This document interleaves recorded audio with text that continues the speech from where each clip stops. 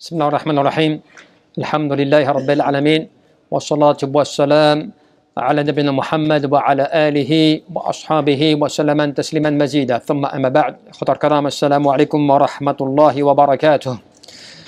إخوة الكرام Inch'Allah nous allons aborder le sujet aujourd'hui de se rappeler un petit peu l'importance de ces 10 jours d'Adul Hijjah qui sont des jours importants dans lesquels nous sommes, et cela à travers principalement 2 hadiths, et qui vont nous rappeler aussi quelques règles et quelques fondements importants dont il ne faut pas perdre la récompense et dont il ne faut pas être négligent pour ces jours-ci. Déjà, vous avez un hadith où le prophète sallallahu alayhi wa sallam nous dit « Ma min ayyami a'damu inda Allah wa la ahabbu ilayhi min al-amali fihinna min hadihi al-ayyam al-ashr » فأكثر فيهن من التهليل والتكبير والتحميد. Déjà, il y a un hadith qui situe l'importance de ces jours, des 10 jours d'Adul Hijjah. Lorsque le prophète alayhi salatu wassalam nous dit il n'y a pas donc des jours qui sont les plus grands auprès d'Allah subhanahu wa ta'ala, c'est-à-dire les plus importants qui soient auprès d'Allah azza wa jal, et qui ne soient les plus aimés, dans lesquels les œuvres sont les plus aimées par Allah azza wa jal, si ce n'est ces 10 jours. Et ensuite, le prophète alayhi salatu wassalam, dans la version de ce hadith, il nous dit multiplier ces 3 formes de rappel, c'est-à-dire al-tahlil, wal-takbir, wal-tahmid. Donc, il veut dire le fait de dire subhanallah, walhamdulillah, wa la ilaha illallah. Ces 3 mots, ces 3 phrases, qui déjà en temps normal représentent un poids énorme dans les récompenses. C'est-à-dire dans le fait que tu prononces ces paroles, elles ont une conséquence énorme dans la balance, en temps normal, de manière globale. Mais pendant ces jours-là, si le prophète alayhi salatu wassalam nous a demandé de multiplier cela, c'est parce que déjà pendant ces jours-là, il n'y a rien qui ne soit décuplé, il n'y a rien qui ne soit plus important en termes de récompense et meilleur et plus aimé par Allah azza wa jal, si ce n'est pendant ces 10 jours. Et donc il faut que tu te rappelles cette unicité d'Allah subhanahu wa ta'ala à travers ce rappel de l'tahlil, wal takbir, wal tahmid, que tu peux faire très simplement. Très simplement, et ce qui est étonnant en cela, c'est que tu peux gagner des récompenses que tu ne vas pas gagner dans un autre moment de l'année. Puisque ce sont les jours les plus aimés d'Allah, les plus grands auprès d'Allah subhanahu wa ta'ala, et tout est multiplié. Donc le fait de dire simplement à n'importe quel moment où tu puisses te trouver subhanallah, walhamdulillah, wa la ilaha illallah, ça va t'apporter des récompenses énormes. Et comme tu sais que dans un autre hadith, le prophète alayhi salatu wa sallam te donne l'importance de ces jours. Quand il te dit ma min ayyami al-amalu as-salihu fiha ahabbu ila Allah min hadihi al-ayyam, yani ayyam al-ashr. Il te dit, il n'y a pas des jours dans lesquels les œuvres sont les plus aimées par Allah subhanahu wa ta'ala en dehors de ces 10 jours, qui sont bien sûr les jours de Dhul-Hijjah. Wa kadhalik, il nous dit quoi? Qalu ya Rasulullah. Donc les compagnons ont interpellé le prophète alayhi salatu wa sallam lorsqu'ils ont entendu ces paroles, parce que pour eux, comment des œuvres peuvent être meilleures, plus importante, plus aimée par Allah azza wa jal en ces 10 jours que tout autre? Comment cela est possible? Les compagnons se sont étonnés. Et donc ils ont cité un exemple pour donner le summum pour eux qui était possible de récompense. Il dit voilà jihadu fi sabilillah. Même la lutte sur le chemin d'Allah azza wa jal, ce n'est pas meilleur. وقال ولا جهاد في سبيل الله إلا رجل خرج بنفسه وماله فلم يرجع من ذلك بشيء. Il n'y a même pas la lutte sur le chemin d'Allah azza wa jal qui soit meilleure, en dehors de celui qui sort avec ses biens et sa personne et qui ne revient avec plus rien, ni lui-même, ni ses biens. Donc pour dire que rien, ou si ce n'est pour dire l'équivalence à cela n'est pas comparable pour ces jours et pour ces œuvres que tu pourrais faire. Et les ulama, ils te disent quoi? Les ulama te disent l'importance de ces jours est tellement important dans les actions, dans les œuvres, que tout ce que tu vas faire en bien est meilleur que les autres jours. Qu'est-ce que cela veut dire? Quand je fais une aumône, c'est meilleur que n'importe quel autre jour. Quand je fais des bonnes œuvres, la prière, la zakat, imaginons que la personne décide de la sortir, ou bien le fait de jeûner, ou le fait de faire du bien, ou l'amr bil ma'ruf, le fait de commander le bien, le fait de condamner le blâmable, le fait de donner al-kalimat at-tayyiba, une bonne parole. tout ce que tu peux faire en termes de bonne œuvre n'est pas meilleur que pendant ces 10 jours. Subhanallah. Au point même que, un des savants citait même le fait que quand tu dis assalamu alaykum à quelqu'un, eh bien c'est meilleur pendant ces 10 jours que pendant les autres jours. Subhanallah. Donc cela t'appelle à quoi? À te dire, qu'est-ce que je peux faire pendant ces jours que je fais d'habitude, mais auquel je vais me concentrer encore plus parce que tout ce que je vais faire en bonne œuvre va être meilleur que pendant les autres jours. Subhanallah. C'est-à-dire que tes prières surérogatoires, elles sont meilleures pendant ces jours qu'à un autre moment. Tes prières de nuit, c'est meilleur que pendant les autres jours. Et bien sûr, le meilleur des rappels, le Coran, qui est le Coran. Eh bien, le fait de lire le Coran pendant ces jours est meilleur que dans n'importe quel autre jour. Subhanallah. C'est comme cela, ibadallah, que les ulama, qu'est-ce qu'ils te disent? Ils te pointent tellement cela qu'ils te disent min rahmatillahi azza wa jal bi'ibadihi an manna alayhim bi'ayyam mubarakah. Allah subhanahu wa ta'ala, par sa miséricorde, il veut tellement accorder à ses adorateurs, à ses serviteurs, des bienfaits qu'il leur a accordé ces 10 jours. Pour qu'ils puissent, comme un cadeau du divin d'Allah subhanahu wa ta'ala. Allah, il veut tellement amener la personne à la récompense. Il veut tellement la récompenser. Il veut l'élever. Il veut nous appeler par le souffle de la miséricorde et du pardon. Et ben, il nous donne des jours en nous informant que ces jours, il n'y a pas meilleur pour toi. Donc c'est comme ça que c'est important que les gens se réveillent, que les gens sortent de leur somnolence. Des gens, et nous-mêmes la plupart du temps, on est soi-disant avertis, tu sais soi-disant ce qui est bien pour toi, tu sais ce que sont les bonnes œuvres, tu es au courant de ce qui est bon pour toi et pourtant les jours sont là et tu n'en profites pas.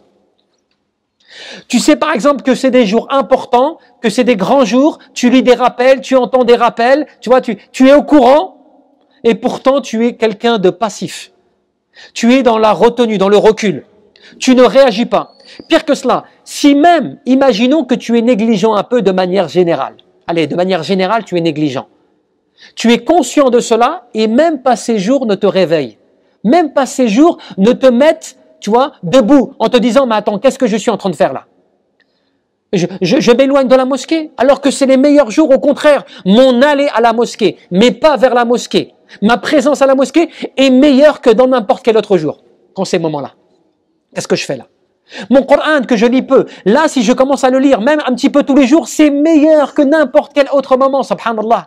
Est-ce qu'à un moment, tu te rends pas compte que quand tu es comme ça, que tu es dans le stratège de shaitan là, qui est en train de te mener, tu vois, à perdre tes hasanat, subhanallah, à ne pas profiter de ces meilleurs jours. T'imagines le créateur des cieux et de la terre, Allah subhanahu wa ta'ala, il te dit que ces jours sont les meilleurs et les plus aimés pour lui. Qu'il n'y a pas meilleur. Au point même que les ulama te disent quoi?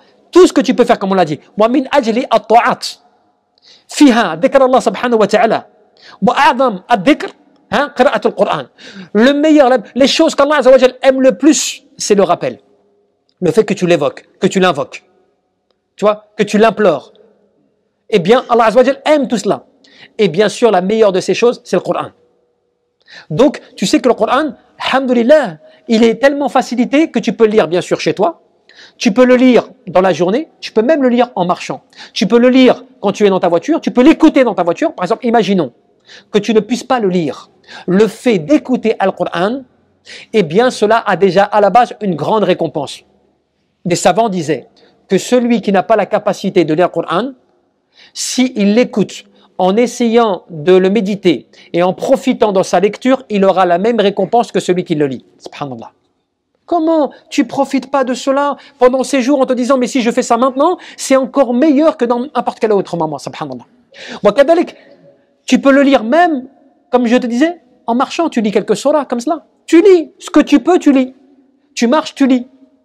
Au point même que, vous savez, ceux qui nous ont précédés, ils avaient tellement la connexion tout le temps avec Allah subhanahu wa ta'ala que un d'entre eux, lorsqu'il recevait 2 compagnons, vous savez ce qu'il leur disait? Lorsque vous retournez chez vous, séparez-vous. Et les compagnons se sont étonnés, ils se sont dit pourquoi est-ce qu'on fait cela? Parce que si vous êtes ensemble, vous allez discuter. Lorsque vous vous séparez, vous pourrez au moins chacun réciter du Coran en marchant. Tu vois, subhanallah, comment il profitait de chaque moment. Alors, à plus forte raison, encore plus pendant ces 10 jours. Des choses qui sont importantes, bien sûr.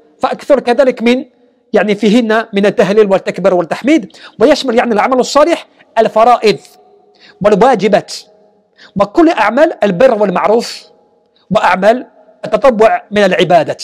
Profite d'essayer de te concentrer pendant ces jours. Par exemple, lorsque tu es au travail, que tu as la capacité de faire la prière à l'heure, il faut que tu la fasses à l'heure.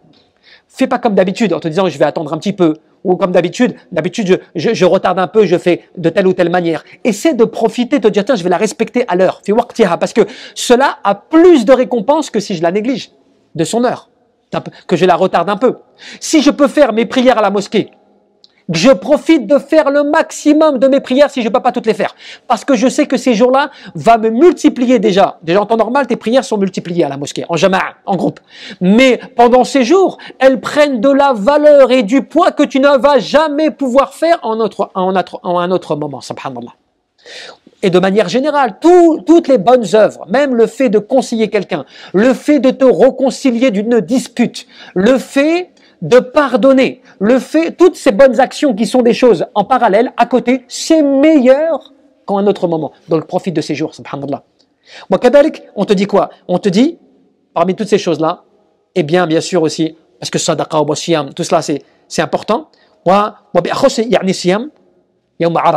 et bien sûr, il ne faut pas que tu perdes de vue le jeûne du jour de Arafah, qui est bien sûr un jour énorme que la personne, si elle ne jeûne pas les autres jours, si elle n'a pas la capacité de jeûner les autres jours, qu'il ne faut pas qu'elle manque ce jour-là. Et bien sûr qu'elle essaie de motiver ses proches à la maison, ses enfants, tu vois, son époux, son épouse, pour ne pas perdre la récompense de cela. Pour ne pas que tu passes à côté d'une chose parce que tu ne sais jamais si les jours que tu es en train de passer maintenant, tu vas pouvoir les revivre l'année prochaine.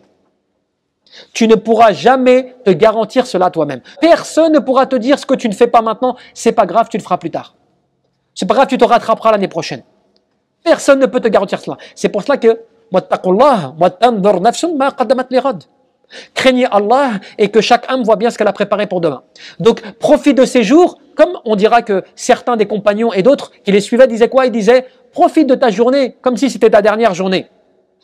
Certains disaient à leurs enfants prie comme si c'était ta dernière prière. Toujours pour essayer de garder, tu vois, le cœur au maximum de l'adoration, subhanallah. Et bien sûr, qu'est-ce que tu comprends de cela par rapport à tous ces points? Ce hadith, ou ces hadiths, il t'apporte quoi?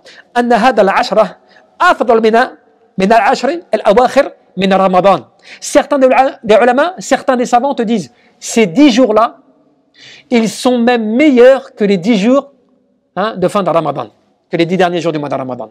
Subhanallah. Certains savants te disent cela. Ils te disent que ces 10 jours sont meilleurs que les 10 derniers jours du mois de Ramadan. Mais ils te disent, certains d'autres disent, Inna ashra dhul hijja hiya afdalu yani ayyaman wa ashra Ramadan hiya afdalu layaliya. Ils disent, non, plutôt c'est que ces jours-là, de Dhul Hijjah, ils sont les meilleurs jours de la journée de l'année.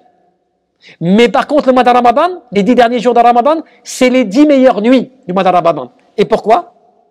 L'ujud layla, yani fiha, laylatul qadr, fiha. Parce que bien sûr, dans les 10 dernières nuits du mois de Ramadan, tu as la nuit du destin, la nuit du qadr, forcément qui n'est pas comparable. Mais c'est pour dire que, dans les deux cas, qu'est-ce que cela veut dire? Que de toute façon, il y a l'unanimité parmi les ulama, ahlul ilm, sur le fait que ce sont les meilleurs jours.